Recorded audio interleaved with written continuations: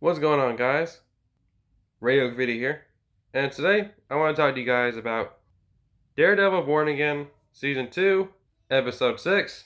I've been kind of praising this show for the past two episodes, but I think we're kind of slowly going back to the bullshit with this episode. All the Daredevil Born Again characters started to get screen time again, unfortunately. But for this episode, we also get a character from the OG Netflix shows and the Defenders, Jessica Jones.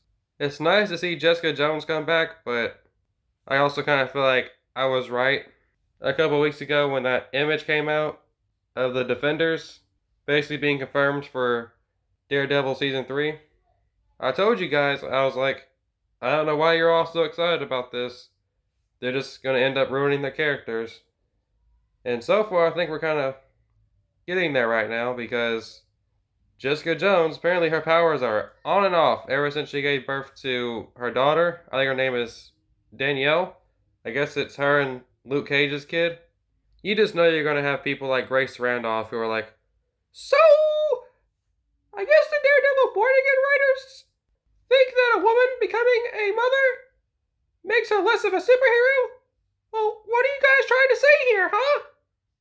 But honestly, I think they just wanted a reason to nerf Jessica Jones.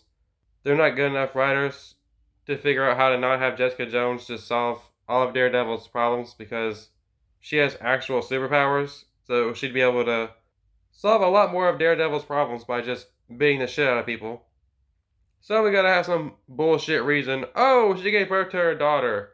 What the hell does that have to do with anything? That makes absolutely no sense. It says, when does a superpower giving birth to a child affect their powers? And also, wait, Luke Cage is a deadbeat father? What the hell? Well then fuck Luke Cage. Why do I care to see him come back next season? He abandoned his child. You guys bring back Jessica Jones and nerf her powers? And you haven't even officially brought back Luke yet, and already making me not like his character. Already we're starting to see what I was telling you guys about. They've already ruined pretty much every character from the original Daredevil show, and now they're probably going to end up doing the same to the Defenders. What'd I tell you guys? This is that bullshit. But yeah, Jessica Jones, she only shows up for about 2 episodes. The first scene is to sort of introduce her, which makes no sense if you haven't seen her show. I'm just trying to put myself in the shoes of some normie who's only seen maybe the first 3 seasons of Daredevil, and then maybe Born Again Season 1 and 2, obviously, and just didn't watch Jessica Jones or the Defenders. They're going to have absolutely no idea who she is or what they're talking about. They made no effort at all to kind of explain who she is at all. She just kind of shows up. They just show her in her house with her daughter, and then the next scene she's talking to Matt. Like, hey, what's up, buddy? I got a little problem. But yeah, Jessica Jones and Matt, they go into this warehouse and destroy all these guns. They blow it the fuck up. They beat up all these anti-vigilante task force idiots. But of course, as soon as she gets to Agent Powell, or whatever his name is, all of a sudden his plot armor kicks in, and now Jessica Jones' powers wear off. We can never kill this guy. Like, why are we giving plot armor to random Kingpin henchmen? Who cares about them? Just kill them off. Who cares? It's like every time Bullseye is slaughtering the anti-vigilante task force, all of a sudden Powell and the other guy, I think his name is Cole or something like that, all of a sudden these two guys just have plot armor. All of a sudden they got somewhere else to be. And I'm not done with my bitching and moaning. This episode also makes Matt look like a complete pussy. We get this scene where Karen is about to kill Bullseye. Makes you wonder what took her so long. You would think she would murder him basically as soon as Matt Murdock left, without even needing to wake him up or say anything. That's what would happen if the show was realistic, but you know, characters gotta have plot armor, so Karen waits and wakes him up and everything, and then, oh, what a coincidence, Matt just happens to show up to stop her. Get the fuck out of here! And then Matt starts crying about, oh, vengeance is injustice, Karen. This isn't the way. Oh, what's gotten into you, Karen? What is wrong with you? What's wrong with you, Matt? Why are you so stupid and delusional? It's stuff like this that makes the no-killing rule look like such a fucking joke. So it's okay to torture and beat the shit out of criminals, but oh, God forbid we actually put them in the ground for once. You can't always rely on the law to take care of the evil. Some people just need a bullet in their head. It is what it is. There's a reason why people like the Punisher so much. He's more of a realistic superhero. Matt's just being such a little pussy. Oh, I can't take a life. That's the only thing that separates us from them. Well, Bullseye straight up murders innocent people for little to no reason at all. And Karen wants to murder him because, well, he murdered Foggy and he also killed Vanessa. And it's so funny earlier in the episode where Matt was like, oh, it was an accident. Oh, really, Matt? It was an accident that Bullseye killed Vanessa. Huh. Funny, last night, remember, he went in there and murdered a bunch of anti-vigilante task force agents. And then he threw a trophy piece at Vanessa to kill her.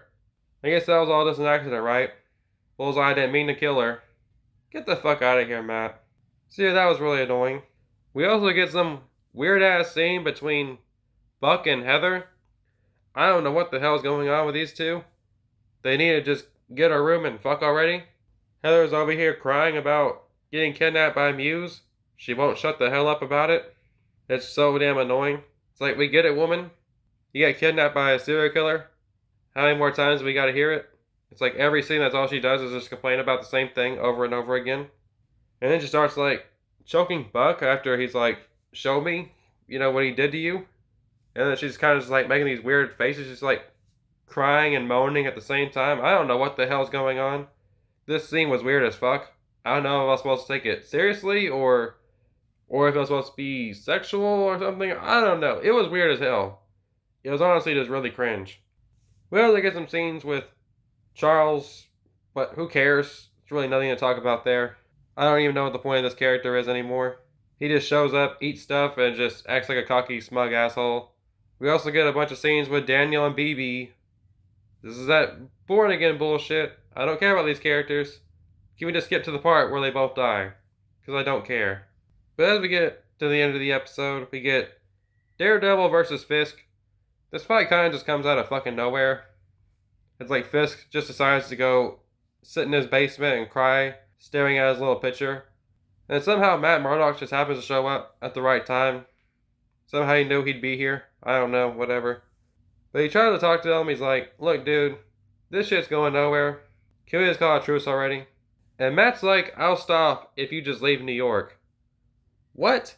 So you're cool with Kingpin being the Kingpin as long as he doesn't do it in New York. So if he goes to some other city or some other state, you'll have no problem. That sounds pretty weird, but okay, Matt. Hey, you could do illegal evil shit. Just don't do it where I live, okay? What a great superhero you are, Matt. You're really pissing me off this episode. And really? You would stop being Daredevil? Just because Kingpin left? So I guess some old lady getting mugged in the street is perfectly fine, Kingpin's not here, so whatever. Crime's just gonna magically end, I guess. The fight between Fisk and Daredevil, it's pretty cool, I guess. I feel like it kind of gets ruined because they keep cutting to the stupid protest that's going on. It's like, can we just focus on the Daredevil and Kingpin fight and stop cutting it up, going back and forth? This show loves to do this bullshit where they have a fight happening and then you keep cutting to something else that you don't really care about. But yeah, the fight itself was pretty entertaining. Matt got some good hits in. There was one part where Matt uses his little baton to dribble to the ceiling or whatever. Kind of like a little grappling hook. I don't know. The baton just kind of does whatever the fuck he wants it to. Yeah, it slides him forward and then he jumps up and knees Kingpin in the face. That was all pretty good stuff. Somehow Karen's wig magically falls off. Someone grabs her or something. I don't know what the hell was going on. But she ends up getting caught by Pal. Somehow he just happens to be nearby. How convenient for him. So yeah, this episode's kind of getting back to the usual Born Again bullshit. I've been praising this show for the past 2 episodes, but this episode was a return to form. Unfortunately. It was nice while it lasted. So yeah, those are my thoughts on Daredevil Born Again, episode 6.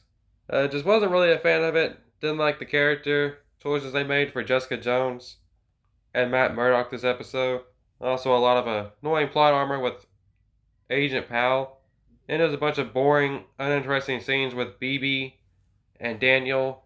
And one particularly weird-ass scene with Buck and Heather. So who knows? Maybe the next episode will be better. Probably not, but yeah, those are my thoughts. Let me know what you guys think down in the comment section down below. Hope you guys enjoy the video, and I'll see you guys next time.